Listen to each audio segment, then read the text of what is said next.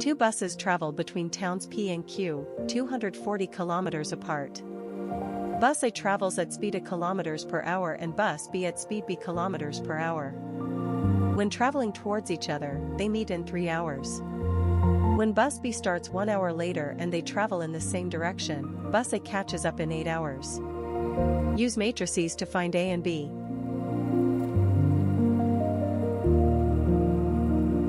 We start by setting up the equation. Now, we consider the scenario where the buses travel in the same direction. Bus A catches up to bus B in 8 hours, so we set up an equation based on the distances covered by each bus in this time frame. We can represent the system of equations using matrices.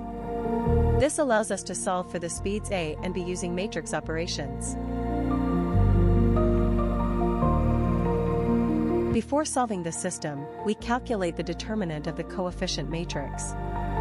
This value will be used in the formula for finding the inverse of the matrix. Using the determinant, we can now find the inverse of the coefficient matrix. This step is crucial for solving the system of equations. Finally, we perform the matrix multiplication to solve for A and B.